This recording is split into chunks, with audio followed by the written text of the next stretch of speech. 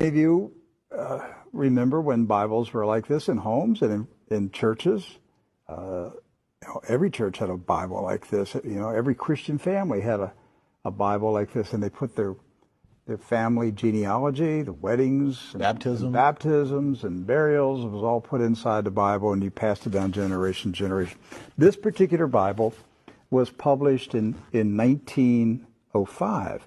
Now, the reason I brought it out is that I want to show a map that's in this Bible. Now, mind you, the Scofield Bible was not published until 1913. Right. And I have in my office an original 1913 Scofield, which was the introduction of the Zionist Masonic heresies about a future state of Israel and separating the church from Israel and all that rapture stuff. That's where it came from. It was a Masonic Zionist heresy that was introduced into the American churches in 1913.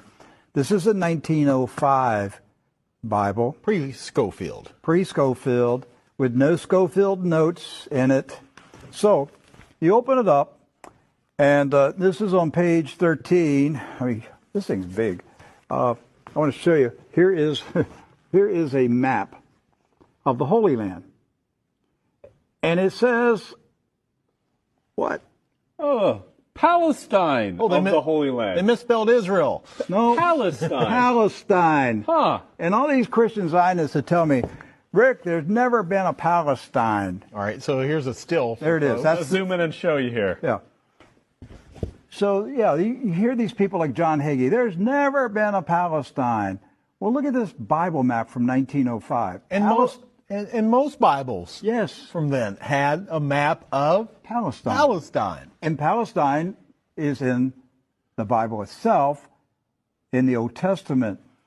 So we're showing you this just because I'm trying to break through the propaganda, the confusion, the lies that the Zionists have implanted in millions of minds of Christians in America, and told them there's never been a place called Palestine. But I have a map, Rick. Right there it is. So, with that in mind, do you know who lived in Palestine? Palestinians? Palestinians. I got that one right. Palestinians. And Palestinians were Jewish, Christian, and Muslim. Right. They weren't a particular faith. They were citizens of a particular country. Palestine. They were all Palestinians. Yes.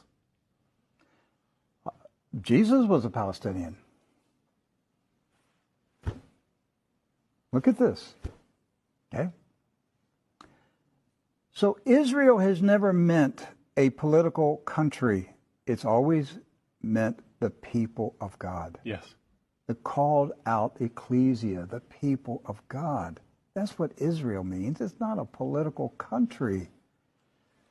With that in mind, we're going to show you some of the scenes of the violence that's taking place in Palestine this week, because here's what's happened following the 1917 Jewish Bolshevik Revolution in Russia, where the Jewish Bolsheviks went in and slaughtered the Romanov families in a satanic ritual, imposed communism on Russia, killed hundreds of thousands, literally millions of Christians, hundreds of thousands of Christian Orthodox pastors, and burned their churches, and just a horrible attack on the Russian church in 1917 and afterwards. Then they began to infiltrate Palestine in the 1920s and the 30s.